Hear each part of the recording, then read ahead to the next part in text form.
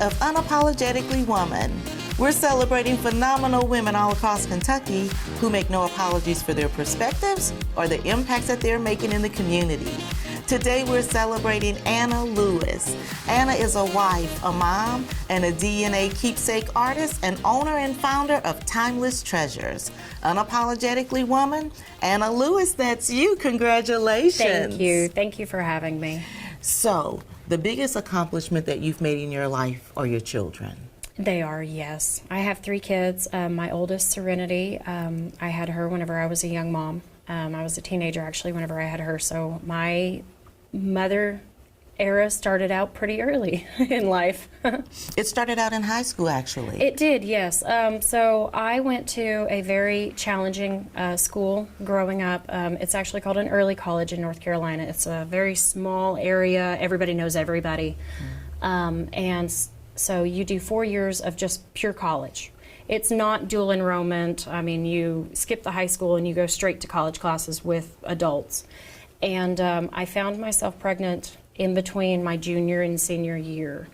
And so it was a real struggle just trying to navigate through that as, you know, a teen mom with a new baby, going through college to earn a degree before I ever even got my high school diploma while working full-time. You know, it's just a modge podge of everything. So how hard was that? Did you have a lot of support? I did not. I did not have a lot of support. Actually, when people found out that I was pregnant, the school was angry. It was a very difficult program to be able to get into. I didn't have support whenever I wanted to get into the program. I actually had family telling the school not to accept me because they wanted me to have a normal high school experience. And I just didn't want that, you know. I knew that I wanted to take it a step further. So from the get-go, I didn't have support there. And then whenever I found out I was pregnant, the school wanted me out, even though I was doing phenomenal in my studies. My family did not support me, or they tried to support me as best as I could. My parents were divorced, so there was that. There was a lot of pressure. You know, I lived in the Bible Belt area, so I had a lot of people actually telling me that, you know, I condemned my soul because I did some horrible, horrible deed. And not only did I drag myself into it, but I put an innocent child's life in the middle of it. It was a lot. It was difficult. It was traumatic in a small town with no support already. How did it make you feel? Trapped. I feel like every single day you wake up and what's the saying? You put your big girl panties on and you just go. And you just keep pushing, because at the time it wasn't just my life anymore. Now it's my life and my daughter Serenity. Mm-hmm. And you know, I tried to have relationships with friends. Being 16 with a kid, you lose those. So I was alone with family, I was alone with friends, I was doing college at 16, I had her. You feel very, very alone in that situation. And even you moved to multiple different cities during that time, is that right? So no, I grew up, I was born in Washington. I was raised in Paducah, Kentucky, and my parents went through a divorce, and then we moved to North Carolina where my mom was raised. And I did my high school there, and after high school I moved back to Kentucky to further my education. And when you moved back to Kentucky, you had some hard times there too. Well, yeah.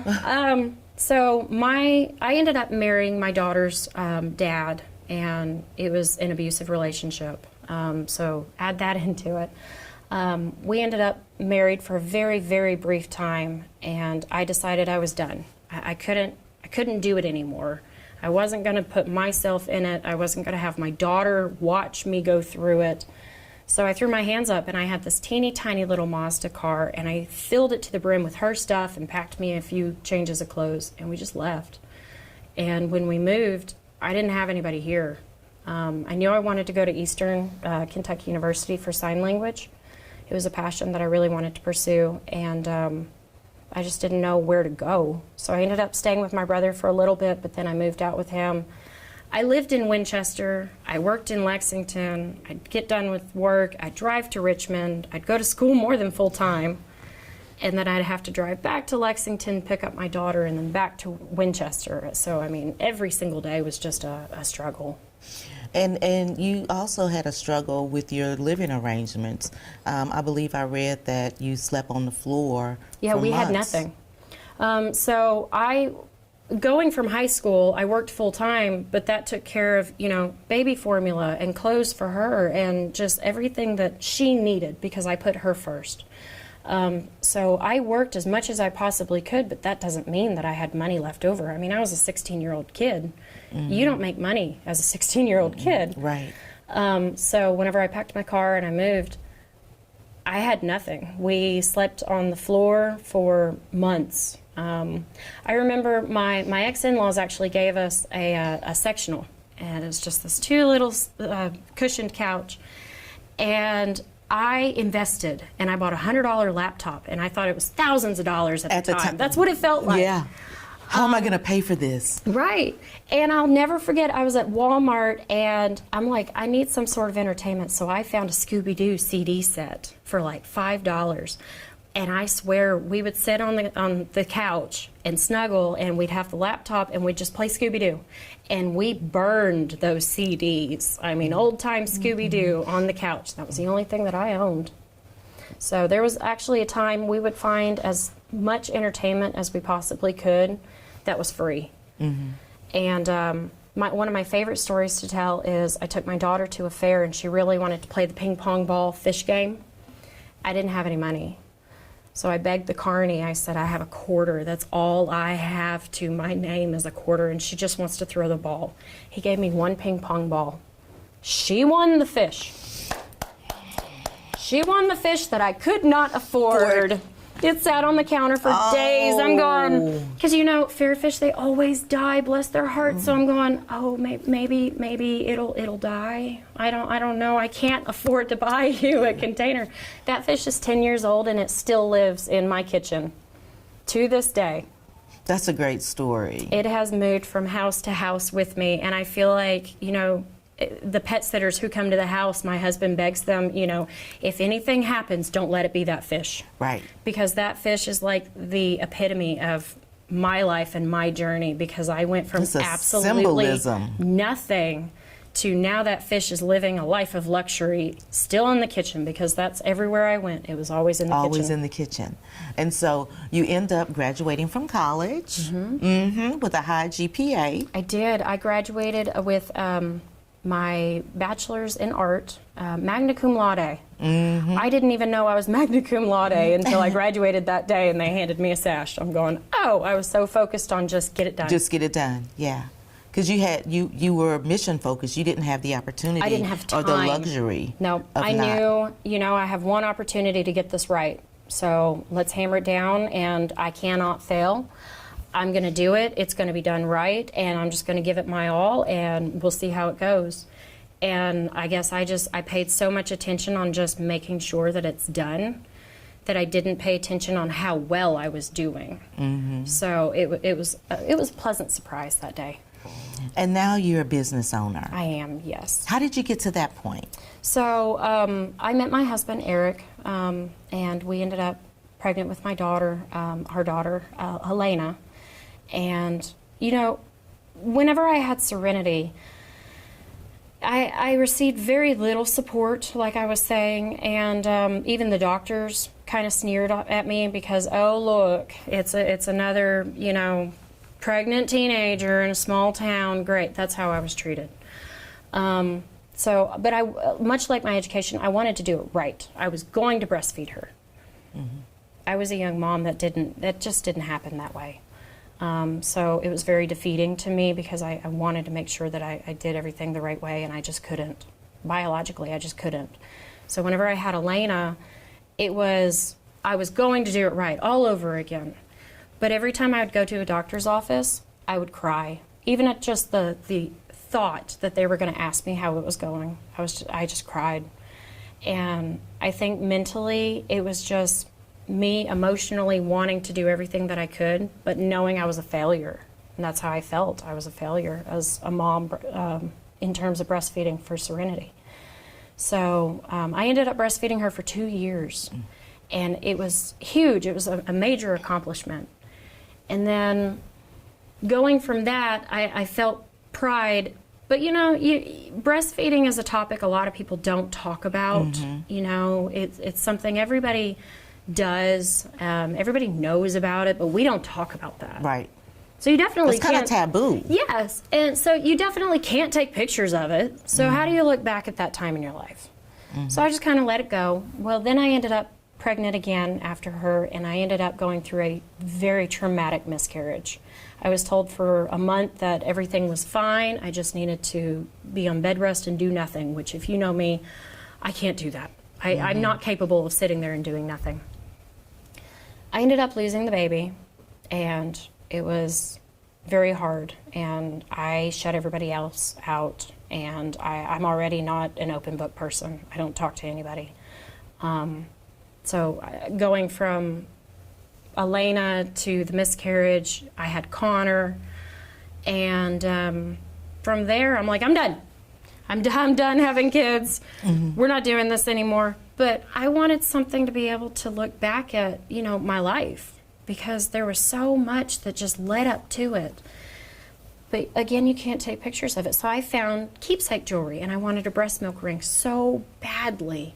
I had it in the cart. I had it personalized. I was going to pay. I couldn't afford it.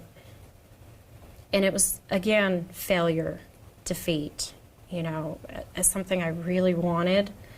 And the world just made it not possible. So you decided to do something about it. I decided to do something about it. I was really down in the dumps, and my husband looked at me, and he's like, you are the most crafty person that I know, and you are the most capable person that I know. Do it. And I looked at him, and I was like, you're crazy. What are you talking about? I can't do that. So I started looking more into it, and it's such a closed book. Nobody wants to help you out and tell you secrets on how to do it. Of course, they want you to go buy it. So I literally had to figure it out all by myself. And I started making them for friends and family. And then I was like, you know what? I don't want there to be the obstacle of money for anyone. Everybody should be able to have something to hold, to look back on their story and their life. So I started making keepsakes, and I did what every technologically incapable person would do, and I made a Facebook group. And I kind of told a little part of my story. And it blew up. I mean, I have people from all over the world that's now purchasing Keepsake, and it's not just breast milk now. It's ashes, it's flowers, it's hair. I mean, anything that you can think of that means something to you, I can put it into something for you to have and hold always. What are some of the unique things the jewelry that you make? Oh, Lord. People in my group are going to look at this and they're going to laugh because they know stories, and I won't go there. But so last year, no, it was the year before, it was 2024, A&W reached out to me. I had this ominous email, and it says, hi, dear sir or madam, we are with a major corporation. We would like to communicate with you. Here's our Lexington phone number. And I'm going, this sounds like junk mail. So I open it up, and I'm like, it's a Lexington number. Let's entertain it for a minute. So I call the number, it's A&W. Hi, we would like to, coordinate with you and make a official fishy line of jewelry. And I'm going, what are you talking about? Sounds very fishy. And sure enough, yeah, I took, they were launching their new codfish sandwich. So I took that and I deconstructed it, and I created a line of jewelry for their Valentine's sweepstakes for the U.S. And it was a very interesting experience, but that's definitely top on the list. That's top. But you use breast milk ashes, you put it into jewelry, into what other kinds of keepsakes do you put it in outside of jewelry? So I've done plaques, I've done little figurines. Other than that, it's mostly jewelry. Mostly jewelry. Yeah. So I'm going to kick it to you for the last word to young girls and young women who might be watching. You didn't have anybody to help you, so maybe you can help somebody else. What kind of advice would you give them? So there's a few ways that I actually want to do this, because I've really thought about it. I want to break it into 3 segments, if that's okay. The first one is teen moms. There are people that will come into your life whenever you find out if in that situation they're gonna tell you that you can't do it, but then they're also gonna be the first one to say, I knew you could. Trust in yourself, because it's hard. It's not easy. But you are capable of anything that you set your mind to, and you have to follow the path that's right for you. For business owners, I want to say you're going to fail. Accept it, acknowledge it, own it. Because a lot of people don't talk about the failure in business. They just reprimand you for it, and they punish you, and you feel very down about it.